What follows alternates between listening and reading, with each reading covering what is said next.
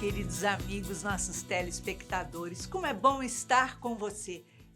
Você, Joana de Ângeles e a doutora Nise da Silveira, para juntos fazermos um mergulho interior para o nosso autoconhecimento e alçarmos para o equilíbrio. Se você quiser participar do nosso programa, nos envie a sua mensagem pelo WhatsApp 21 967 573999. E quem sabe no próximo sábado, às 19 horas, aqui na TV Mundo Maior, será a sua história que estará sendo reconstruída. E não esqueça de acessar a nossa playlist lá no YouTube. Tem excelentes assuntos, temas maravilhosos e com certeza vai reconstruir as emoções de muita gente que você conhece. Até lá! Hoje nós estamos com um convidado muito querido, um convidado muito especial do coração, que vem falar de um tema fantástico. Fabrício Belotti, palestrante e profundo conhecedor da vida de Francisco e de Assis. Então não precisa mais falar nada, né? Seja bem-vindo ao nosso programa de hoje, Obrigado, Fabrício. Prazer estar aqui falando contigo. O relato de hoje é de Zilda Santos. Ela tem 48 anos e disse que é moradora de Santo Amaro, São Paulo. E a Zilda diz assim, que ela teve 2 filhos adotivos e que esses 2 filhos já saíram para o mundo e já formaram as suas famílias. Mas que ela sente uma grande vontade de ter uma vida simples, de fazer alguma coisa. E aí ela esteve pensando, porque ela não sabe muito bem o que fazer, esteve pensando, e ela tem grande admiração por Francisco de Assis. Então, ela pensou, Francisco de Assis fundou uma ordem religiosa, né? Ela falou, será que seria possível eu fundar uma ordem religiosa aqui no nosso país, né? Aqui em São Paulo? Então, ela diz que não sabe por onde começar e que tem pouquíssimos conhecimentos sobre a vida dele. E aí ela quer trabalhar, fazer a caridade. Então ela pergunta, será que isso é possível ou ela estaria romanceando uma história de uma época nos dias de hoje? É complicado, né, Fabrício? Porque você esteve em Assis, você sabe tudo como que é e a história que foi, né? Iraci, os tempos são outros, mas acho que a essência do que a nossa ouvinte está falando, ela é aplicável, evidentemente, a qualquer tempo. Quando a gente vai a Assis e visita os lugares que Francisco morou e que Francisco fundou, a gente vê 2 momentos da vida de Francisco. Acho que é importante esclarecer, como ela disse que não sabe. Primeiro, Francisco nasceu numa família rica. Seu pai tinha muitas posses, sua mãe tinha muitas posses, sua família era uma família de status social muito grande. Francisco, inclusive, há uma tensão naquela época, nós estamos na Idade Média, entre o cristianismo e o islamismo, e Francisco, diante desse contexto, vai à guerra. Ele primeiro tem uma visão de que ele precisava defender uma causa, ele estava com um vazio existencial muito grande, e ele se coloca numa posição de ir à guerra. E ele quase morre com isso. E o pai dele tem que ir lá e resgatar ele da guerra, e ele volta, ele quase morreu, quase desencarnou. Então, Francisco inicia sua trajetória, Iraci, com talvez um vazio existencial, talvez uma ausência de preenchimento de vida, se eu posso usar esse termo, eventualmente parecido com o que a nossa ouvinte fala. Mas ele não conseguiu resolver isso indo à guerra. E depois, ali naquela mesma Assis, uma cidade fortificada, super bem protegida, com alguma tradição cultural, Francisco não reconhece naquele contexto que fazendo aquilo, cuidando, seu pai tinha um negócio de tecidos e tal, ele completaria a sua vida. E ele funda então a ordem. Antes dele fazer isso, ele vai para uma busca profunda de quem é Deus, de quem é Cristo, ele tem uma experiência religiosa profunda. A gente reconhece lá na catedral, hoje chamada Catedral de São Francisco, que é uma igrejinha, tem uma igreja maior e tem uma igreja maior. São uma igreja dentro da outra, dentro da outra. Quando a gente vê a primeira igrejinha, ela é simples, ela é pequena, ela é humilde. Então Francisco, na realidade, percebe que ele não precisava fazer uma coisa muito grandiosa para preencher o vazio que ele tinha dentro dele. Pelo contrário, ele tinha que ver a ordem que ele funda, chama OFM hoje, Ordem dos Frades Mínimos. Olha só. Ordem dos Frades Mínimos, que é a OFM, ela é mundial. Ele vê nos pequenos, nas pequenas coisinhas da vida, e ele, Francisco, tinha uma leitura profunda do que seria a natureza, as aves, os animais. Francisco é representado como um grande franciscano de marrom, com umas aves sobre seus ombros, pés descalços, e uma proximidade via a lua e o sol como seus irmãos, uma profunda integração com a natureza, uma profunda integração com os pobres, e a ordem dele era para arrecadar recursos de mendicância, ele e todos os seus irmãos, para repassar para os mais necessitados, e não guardava nada para ele. Então ele não queria fazer coisas grandiosas. Você não vê um templo franciscano, uma casa franciscana, não deveria, pelo menos, absurdamente suntuoso. Você vê alguma coisa mais humilde. Ele reconhece, Iraci, que é nesse lugar que ele vai encontrar Deus. E ele parte para uma trajetória de fundar pessoas, todas são aceitas na sua casa, na maior parte delas, pessoas que estavam em busca de um objetivo e de um propósito na vida, mas com o objetivo de encontrar Deus não na satisfação material, não na busca pelos prazeres da vida, mas sim na simplicidade e na entrega profunda a uma vida espiritual. Ele está em busca da espiritualidade, né? Total, Iraci. Você visita... Assis é uma cidade Fantástica. Maravilhosa. E você vai vendo, eu tive a oportunidade de ver quando eu estava lá, o lugar onde Francisco e Clara, é melhor a gente não falar de Clara, enfim, Clara naturalmente vai na mesma direção de Francisco, e pela natureza de ser do gênero feminino, ela tem que fundar a sua própria ordem, então ela funda a Ordem das Clarissas, não cabia, não por Francisco, nem por ela, mas não cabia socialmente uma ordem unissex, digamos assim, mas Francisco vai numa direção e se visita os lugares, a capelinha onde ele morava, o lugar onde ele dormia, era um lugar, era assim, muito menor do que esse pequeno estúdio, tinha uma pedra para ele apoiar a cabeça e um lugar para ele guardar as coisinhas dele.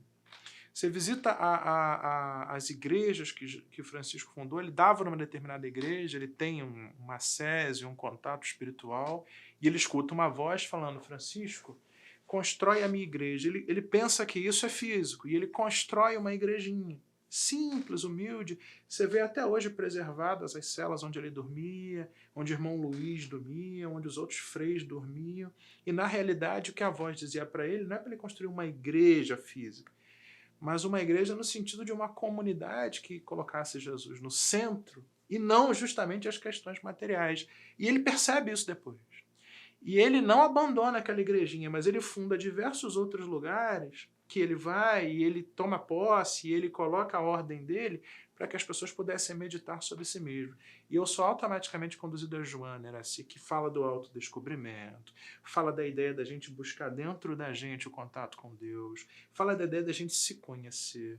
É tudo Tudo voltado para dentro, tudo né? dentro. Quando Não ela é? fala, a nossa ouvinte, que ela me deu a entender, né, na leitura do texto, que ela tem uma vida não totalmente preenchida, porque parece que os filhos dela deixaram a sua residência, provavelmente atingiram a fase adulta, foram buscar a sua vida, e ela se sente só, e acho que ela tem interesse de fundar uma ordem. Não precisa, né, Iraci? Porque Sim. é o que o Francisco, quando a gente de novo vai em Assis, você tem dificuldade de encontrar os lugares que Francisco esteve, porque não tem uma assinatura assim, olha, casa franciscana, templo franciscano, ordem. Isso tem hoje, que você tem uma comunidade de franciscanos que toma conta dos lugares, até porque muitos dos lugares viraram conventos franciscanos. Sim. Mas naquela época, aquele lugar era de livre acesso. E Francisco via naquele lugar, na integração que ele tinha com a espiritualidade, com a espiritualização e com a natureza, a possibilidade de você encontrar si mesmo. E quando ele faz isso, ele está, na verdade, aproximando as pessoas através de uma experiência profunda aqui de Deus, e não criando um lugar para descer Deus e aproximar das pessoas. Isso é uma coisa interessante. Ele simplesmente construiu ali um teto, numa simplicidade muito grande, mas, digamos assim, ele colocou um teto para que não ficassem no relento. Exatamente. Somente isso, né? Exatamente. Ele não foi construir uma ordem, algo que fosse Suntuoso. isso para transcender séculos e séculos aí, como transcendeu. Não foi isso. Isso ficou com a gente, né? Isso é com a gente. E Iraci, tem uma cena interessante que a gente estuda lá, quando a gente está em Assis, que é Francisco, ele era, evidentemente, o cristianismo naquela época, estou falando de 300, 400 depois de Cristo, 450, 500, era catolicismo apostólico romano e o islamismo, que havia uma rivalidade. Então, quando ele funda essa ordem, olha como Francisco era maravilhosamente humilde. Ele resolve se dirigir até o Papa. Ele estava em Assis, que fica pertinho de Roma. Ele escreve nessa ordem, obviamente ela tem uma bula, ela tem um conjunto de regras. Ele escreve isso e ele resolve submeter isso ao Papa e pedir ao Papa autorização para que a sua ordem exista. E ele não quer rivalizar com o catolicismo institucional. E ele também não quer se relacionar com esse catolicismo institucional no sentido de fundar uma igreja, uma comunidade, um templo. Não, ele só quer... os 3 princípios dos franciscanos são a obediência, a castidade, eles não casavam, e a pobreza. Quer dizer, eles querem, é o que você falou, na ausência do recurso material, na proximidade da simplicidade, encontrar aí a essência do cristianismo e a essência da espiritualidade. Ora, Iraci, se você não tem ao seu redor dinheiro, poder, posse, você só encontra a si mesmo e Deus. Sim. Então você necessariamente junta você e Deus. Porque não tem mais nada. Só tem você e ele. Então, se você não deixar Deus assumir o controle e transformar a sua vida, você não tem mais nada ao seu redor para fechar e operar. Porque não tem nada para deixar, nada que tenha que cuidar, proteger, assegurar, não tem medo de perder nada porque não tem o que perder. Então, é profundo, né? Você vê que é espiritualidade, ele com Deus. Exatamente isso. Os lugares em Assis que eu tive a oportunidade de ir, as igrejas, fundamentalmente eram igrejas que já existiam, à exceção daquela que Francisco constrói. Ele constrói uma igrejinha na parte externa da cidade, próximo ao que seria um campo, onde ele ficava com seus irmãos, na ordem que ele fundou. Era uma espécie de pequena fazendinha. Ele fundou ali uma comunidade, plantava as coisinhas para ele comer com seus irmãos, vivia de esmola, muito simples, sem muitos recursos. E veio de uma família muito abastada, riquíssima. Né? Aliás, tem uma cena, se você me permite falar, até para... Quando Francisco realiza que ele tem que... Ele entende que o papel dele naquela encarnação era se afastar da riqueza, da opulência material que caracterizava a sua família e se entregar à pobreza, não no sentido de ser um ermitão, mas no sentido de buscar a essência espiritual na ausência do material. Ele faz isso numa cena, eu tive a oportunidade de visitar um dos lugares mais bonitos que eu vi em Assis. Existe hoje, em Assis, existe um bispo de Assis. Esse bispo de Assis é indicado pelo próprio Vaticano, pelo Papa. E existe um lugar, nesse lugar, Iraci, tem a casa episcopal, onde fica o bispo de Assis, e na frente tem uma área grande, tem uma grande estátua, e é o lugar onde, a priori, teria sido o lugar onde Francisco tem a seguinte cena: ele está indo, seu pai o percebe, ele já está fundando a ordem, ele já está querendo se ver diferente dessas questões materiais, e o pai vai atrás dele e fala assim: você não vai fazer isso. Obviamente há um conflito entre o material, o que puxa a gente para a realidade material, e ele, Francisco, espiritual. E aí o pai dele: essa roupa que você tem, tudo que você tem, foi eu que te dei. Você não trabalha, foi eu que te dei. Então, se você for aí se meter com essa ordem, você vai me dar tudo. Francisco retira a sua roupa, fica nu e entrega para o seu pai, num gesto de, olha, já que o senhor deseja, então... E aí o bispo sai do lugar, e o bispo veste em Assis uma túnica. E nesse lugar que eu fui, tem um quadro belíssimo na parte superior da casa episcopal, que é uma pintura de um artista do Renascimento, mostrando a cena de Francisco vestido com a túnica do bispo, seu pai olhando. Só que na parte superior da pintura, você tem Jesus Cristo olhando para Francisco, e entre Jesus Cristo e Francisco a mão de Maria. Maria apontando para Francisco e como que convidando Francisco a entrar naquele contexto do reino dos céus. Vem, você se despiu, você se desvestiu daquilo que é matéria, vem para a parte espiritual, vem para a gente. É interessante isso, porque se engana quem pensa que Francisco queria fundar uma grande instituição. Pelo contrário, todo o trabalho de Francisco era de retirar essas coisas dele. É evidente que ele tinha que ter uma organização mínima da sua ordem. Ele tinha que aceitar pessoas, ele tinha que avaliar pessoas para entrar. As pessoas viviam em comunidade, então existia minimamente um controle dos seus freios. Sim. Mas você não encontrará em Assis nenhum lugar que dê a entender que Francisco, por exemplo, construiu um templo suntuoso para os franciscanos. Muito pelo contrário. Esse lugar, que hoje é o lugar dos bispos, é um lugar que não é um lugar franciscano.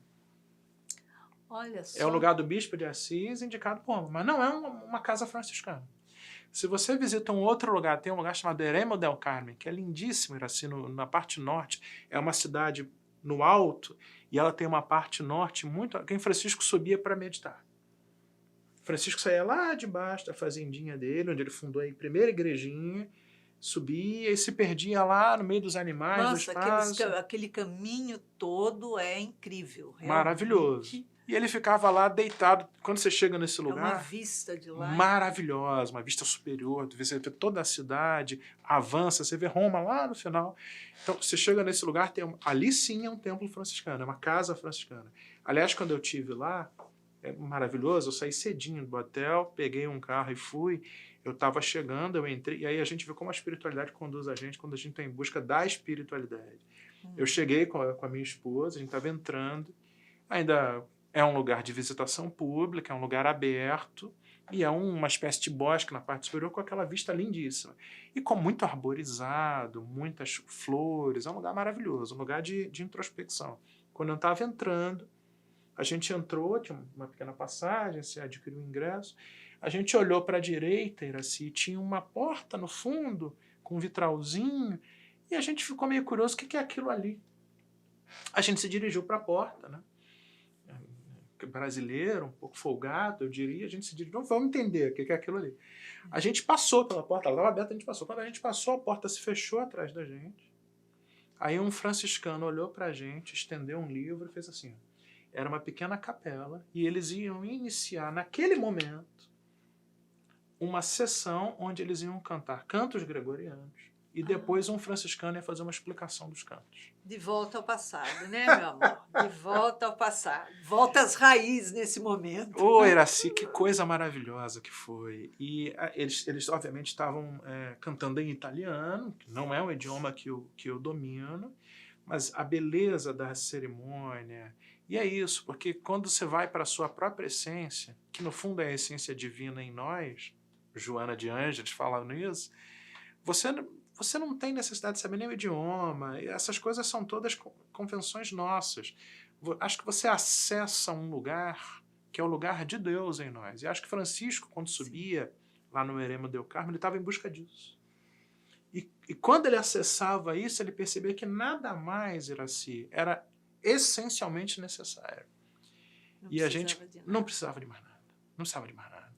E aí a minha leitura, né, quando eu estive no lugar, tem uma estátua, eu saí dessa cerimônia emocionadíssimo. Eu imagino. Uma coisa transformadora. Tô a gente foi visitar de volta o lugar. ao passado. Quem que não se emociona de volta ao passado? Muito bom. E você vai andando e nesse mesmo lugar tinha uma estátua, uma imagem, né, uma escultura, na verdade, de um franciscano deitado. Era Francisco deitado, com as mãos assim, com as perninhas cruzadas, com as sandálias dele, que aliás eu estou usando sandália franciscana por coincidência, olhando para o teto, Não é por coincidência, feliz. não, tô falando, de volta ao passado. E ele olhando para o teto, eu imagino Francisco né, sem iluminação, sem energia elétrica, naquele momento, naquela noite de céu estrelado, contemplando a natureza e pensando em Deus, pensando em Jesus e se aproximando desse lugar, né? E essa estátua é isso, né? Tem até uma foto em que a gente tirou deitado do lado da estátua dele, assim, ele simplesmente estava contemplando as coisas. Ele encontrava Deus no simples, Iraci. Ele encontrava Deus e a si mesmo no simples. Ele não precisava de muito, ele não precisava de nada. Exato. Não precisava de nada. Algum tempo depois que eu subi ali, a gente viu, e isso era uma coisa interessante, um grupo de meninos franceses, a gente depois descobriu porque eles estavam sendo conduzidos por um franciscano, vieram da França visitando a Itália, tinha uns banquinhos lá no Erema del Carmen, o frade franciscano sentou com os meninos, provavelmente meninos interessados em entrar na ordem franciscana da França, e assim, eu fui conduzido, né? Eu fui primeiro para o canto gregoriano, uma preparação espiritual. Vi Francisco deitado, aí depois cheguei, isso foi andando, sem planejar. Cheguei, os banquinhos, o frade sentou, os meninos sentaram, aí estou eu, a minha esposa, a gente olhou, vamos sentar aqui também, né? E sentei. Ele conduziu uma missa, uma espécie de pequena celebração a céu aberto, lá no Erema del Carmen, e adivinha o que ele falou? Da passagem de Francisco, retirando a túnica e dando pro... que era o que eu tinha visto na manhã anterior lá na casa episcopal.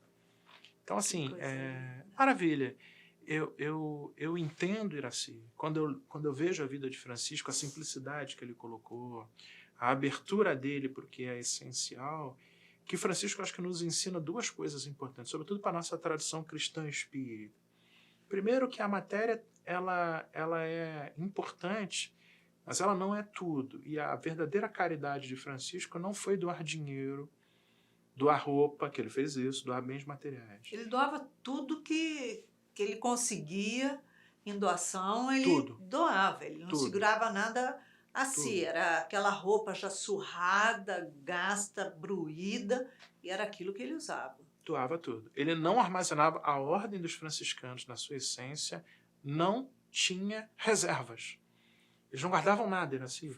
Eles iam caminhando e pegavam aqui um pão, pegavam ali umas frutinhas, alguém deu umas moedinhas ali, aquele lá me deu uma veste, uma roupa, uma sandália. 5 minutos, 10 minutos, meia hora, 2 horas depois ele encontrava uma senhora necessitada, eles davam tudo, tudo. Mas então eles iam ficar sem nada? E aí a segunda coisa que eu aprendi é, eles acreditavam literalmente que eles tinham em quem confiar, que era Deus. Tem uma cena que é maravilhosa. Aliás, eu estava ouvindo isso ontem, né, de uma narrativa, inclusive, de um padre, que Francisco e seu irmão saem do seu convento e vão para um outro convento muito distante. Estava frio, lá é muito frio na Itália. É muito frio. Nevava, e eles chegaram lá, durante um tempo eles estavam já começando a entrar em hipotermia, só com a sua veste, que era muito pouco, eles não tinham um casaco de pelo nem nada disso. Chegaram na porta de um outro convento e estava nevando muito, e bateram na porta, o frei abriu a porta, olhou, eles não foram reconhecidos. Olha, quem é? Olha, sou Francisco e não sei o que. Ah, não acredito, fechou. E aí o frade estava com ele e falou, meu Deus do céu, agora nós vamos morrer de frio aqui fora. E Francisco estava pulando, gritando, feliz. Aí o frei olhou para ele e falou, Francisco, você não entendeu? Ele falou, agora nós estamos realmente, completamente entregues nas mãos de Deus. Então confirmam. Confirmam. Agora sim, agora eu estou completo, agora eu estou... Veja o pensamento de Francisco. Então ele estava completamente entregue, assim, e ele confiava de verdade. Ele sim, ele confiava de verdade na providência divina. Porque era um grupo de um monte de homens andando pela Itália, sem nada. Vou morrer de fome em, sei lá, 72 horas, é o tempo que... E eles não morreram de fome. É fantástico. Ele tinha um lugar que ele descia, inclusive, né, apertadinho, pequenininho, porque ele era um homem de estatura muito baixa, né? Tinha 1,5 metro. É, ele era pequenininho, a princípio. Pequenininho. E tinha um lugar que ele ia lá e ele ficava lá ajoelhado, lugar frio pra caramba, porque eu fui também numa época muito fria, e ficava lá ajoelhado, fazendo penitência e se castigando, porque ele achava ainda que ele era muito impuro. Exatamente. Francisco tinha a visão, né, até pelo passado, naquela encarnação que ele vivenciou, e eventualmente por alguma outra percepção que ele tinha, de que ele não tinha alcançado tudo aquilo que ele deveria em termos de entrega e desprendimento para se aproximar do Cristo e se aproximar de Deus. Então, ele era muito rigoroso e era muito rígido. E ele só era misericordioso com seus irmãos de ordem, porque tinha uma hora que ele percebia que ele estava quase exagerando, aí ele voltava atrás. Aliás, o rigor sempre caracterizou os franciscanos e as clarissas. Tem clarissas muito rigorosas, mas a gente melhor deixar essa história para lá também. O fato é que Francisco, efetivamente, era assim, com ele mesmo e com seus mais próximos, ele era muito firme. Por outro lado, quando a gente visita, existe um lugar lá, próximo também na entrada de Assis, na entrada principal, que hoje é uma igreja, onde a gente, teoricamente, teria havido o encontro de Francisco com Clara. E essa narrativa, para mim, é muito marcante, primeiro pela proximidade que nós temos com Clara de Assis, da nossa casa, e segundo porque Clara também percebe, na visão, naquilo que Francisco funda, a possibilidade da proximidade com Deus e com Cristo na ausência do excesso.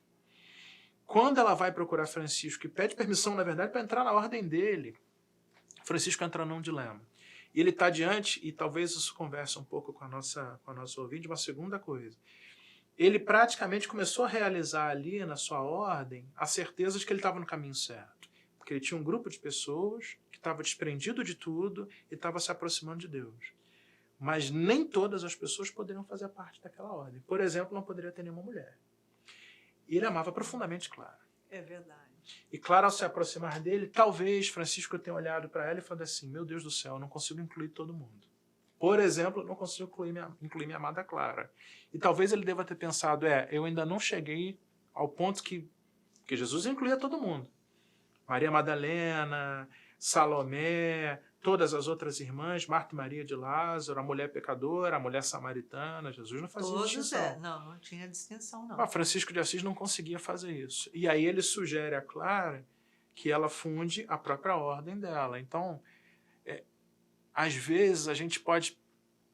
Talvez a gente possa pensar que a gente precisa fazer alguma coisa muito grandiosa, como a nossa ouvinte falou, ou se dedicar a uma causa muito grande, ou muito nobre, muito transformadora, mas no fundo, eu creio, Iraci, que o recado que Francisco está nos passando e que Clara entendeu, apesar dela ter fundado uma ordem, é que a gente tem que se aproximar de nós mesmos e do simples em nós mesmos.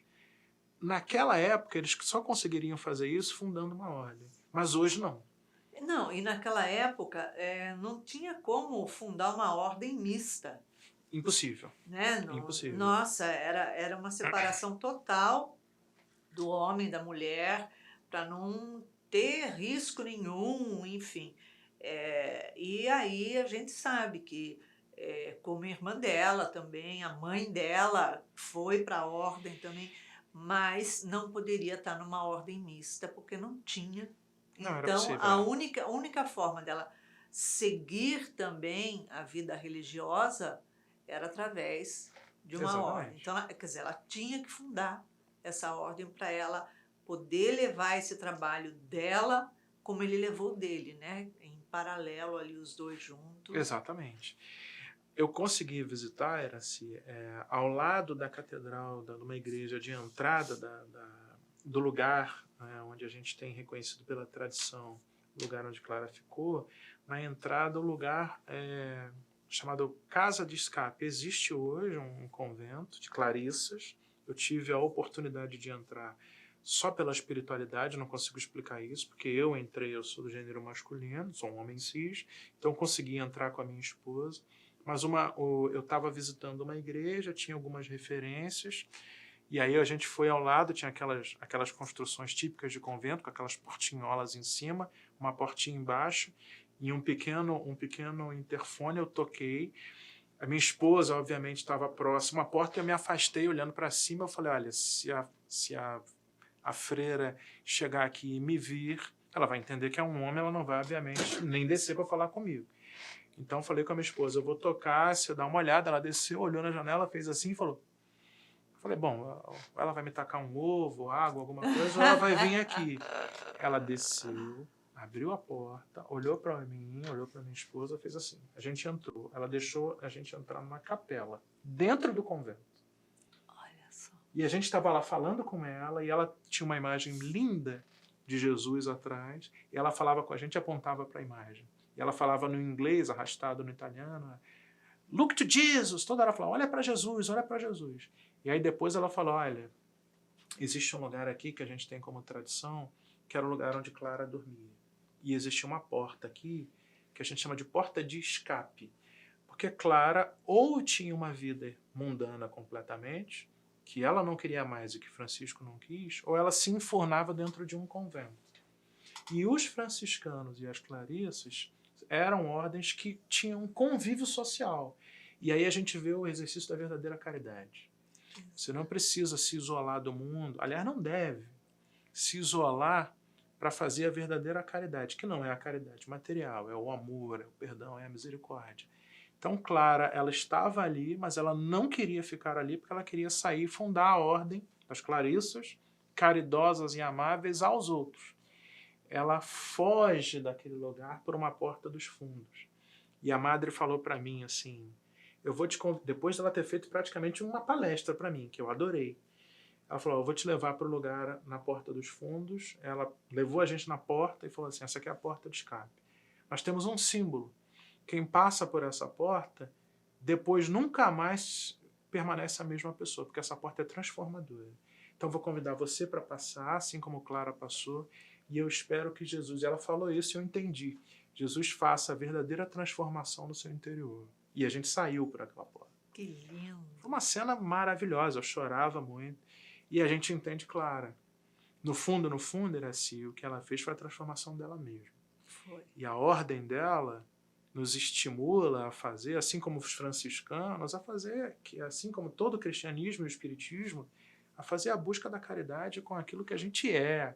Aliás, a gente tem que começar com a gente mesmo, né, Iraci? Não precisa de nada, de grande coisa, porque você não precisa de bens para fazer a caridade. Você, sabendo ouvir, sabendo oferecer um ombro, sabendo falar uma palavra amiga, acolhedora, uma palavra consoladora, é uma forma de fazer a caridade, né? De ser caridoso com o outro e com você mesmo, porque nesse momento onde você está sendo ouvido para o outro ou falando uma palavra para o outro, seus ouvidos ali estão os primeiros a a ouvir e aprender com a experiência do outro, né? Exato. Com a dor do outro. Então, vivenciar aquele momento da compaixão, né?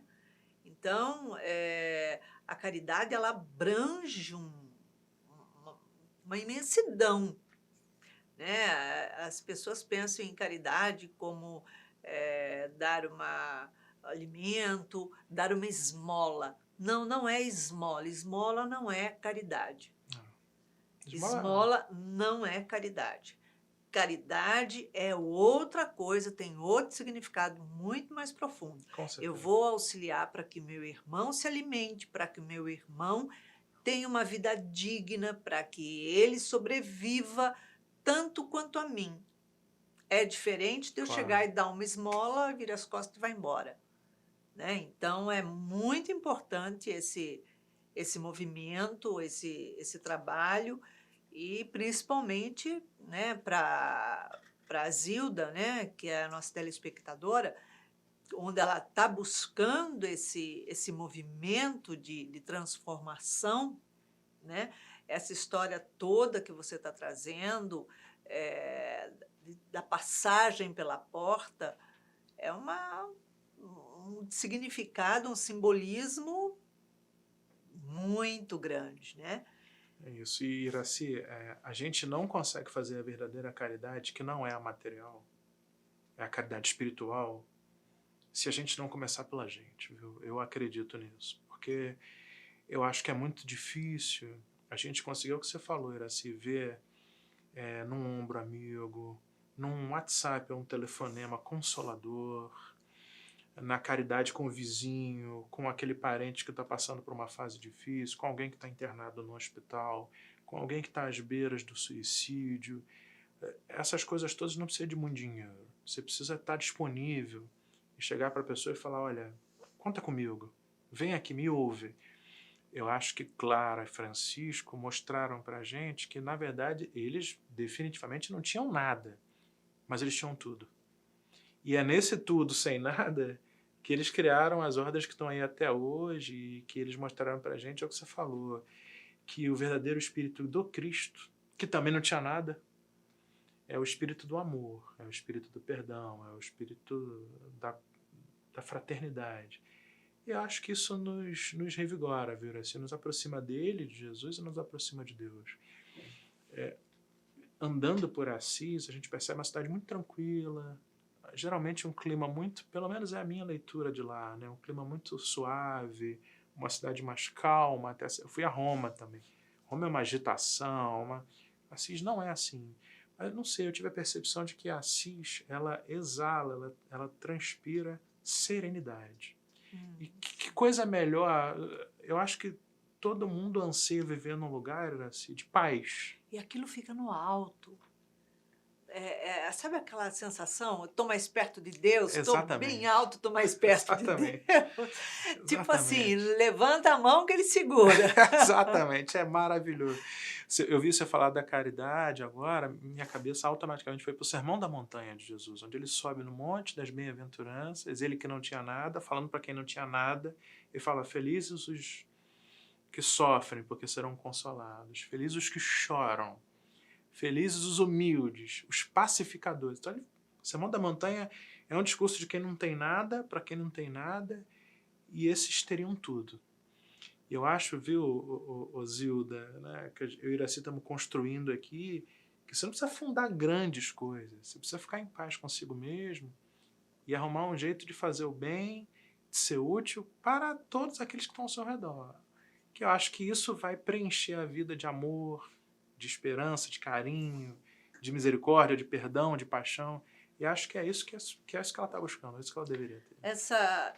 Esse fundar, eu acho que deve ser dentro dela mesma. É isso. Né? Não é fora, não é nada disso. É fundar dentro dela mesma uma instituição caritativa de amor ao próximo e, a partir disso, ela sair semear, e para isso não precisa ficar na dependência de ser alimentado por outras pessoas. Ao contrário, ela pode fazer tantos movimentos que é para levar esse socorro, né? Que é para levar esse alento, e é aquilo que a gente está falando, saber ouvir, saber falar. Em alguns momentos a gente sabe que é muito difícil, né? É muito. Mas quando a gente se abre, né, Iracy, a espiritualidade, obviamente, sempre nos ajuda. Quando a gente se torna verdadeiro discípulo de Jesus, eu acho o seguinte, que ele usa a gente da maneira que ele usou seus discípulos desde lá do primeiro século, aqueles homens simples e humildes, que conheciam muito pouco intelectualizados e instruídos, mas que produziram os textos que a gente está até hoje aqui. A gente estava agora estudando o Evangelho de João aqui embaixo, e que maravilha, né? Então acho que a gente tem a oportunidade, se a gente de fato se despir da matéria, né, no sentido da gente não se preocupar em ter muito ou ser muito, e a gente se fazer mínimo igual Francisco, mas deixar que quem se faça grande em nós seja Jesus, e a gente tem que se apropriar dos textos e ler. Daqui a pouco a gente está falando por ele, em nome dele, para ele, aí a gente consegue muita coisa. Com certeza. Fabrício, em uma palavra, uma reconstrução para a nossa querida Zilda. Confiança e funde uma instituição em si mesma. Maravilha, é isso aí. A emoção dela é a construção desse templo que ela precisa construir. Exatamente. É isso aí. Fabrício, muito obrigada pela sua presença em nosso programa novamente. É uma alegria recebê-lo aqui. Muito obrigado, é um prazer estar contigo. Então, Zilda, após todas essas explicações, todos esses conhecimentos que o nosso querido Fabrício trouxe, esclarecendo sobre a Ordem de São Francisco, de Francisco de Assis, enfim, toda essa história que nos emociona muito, vamos ver o que a doutora Anísia da Silveira tem a dizer a você. Ela diz assim: a sociedade contemporânea vivencia uma grande crise de valores ético-morais, onde o ter sempre foi exaltado e o ser cada vez mais postergado. O egoísmo e o individualismo imprimiram suas marcas no comportamento coletivo, valorizando-se mais e mais o culto ao prazer e à satisfação imediata dos desejos. Tá aí. Ela vem trazendo muito esclarecimento mesmo. Hoje nós buscamos mais o ser, temos que buscar mais o ser. E esse despertar que acontece, né, na nossa vida em determinado momento, onde a gente busca a espiritualidade, onde a gente busca essa transformação, onde a gente quer preencher um vazio que começa a aparecer dentro da gente, é o momento do encontro com Deus, o encontro com a espiritualidade, nosso encontro com Jesus. Esse é o momento que a gente abre o coração e auxilia aqueles que estão ao nosso lado. Não precisa fundar um centro espírita, fundar uma ordem, não precisa nada disso, é tão simples. Tantos locais já foram fundados e estão aí praticando o amor e a caridade. Então, eu convido você, venha fazer parte desse trabalho aqui. TV Mundo Maior, com certeza tem um grande trabalho, onde você pode também participar, onde você pode se integrar, onde você pode se entregar também ao movimento caritativo, a dar o ouvido àquele que está precisando de falar, de desabafar, de desafogar um pouquinho o seu coração, de tirar aquela dor, ajudar a aliviar a dor, né? Aliviar o peso que a pessoa carrega. Saber ouvir é extremamente importante, não é todo mundo que sabe ouvir. Porque quando a gente ouve, a gente não fica cortando a pessoa, atropelando a pessoa, não deixando a pessoa falar.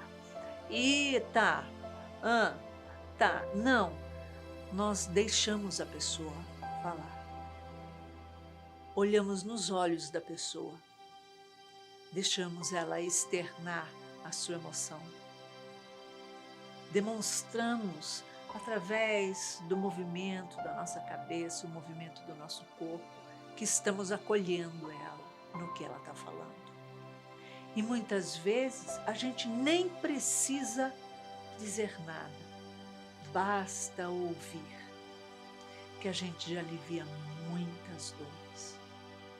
Então, construa dentro de você essa ordem de amor, o auto-amor e esse trabalho com o próximo mais próximo, aquele que está no supermercado, aquele que está no caixa do supermercado, na rua, na farmácia, nas esquinas, enfim, o próximo mais próximo.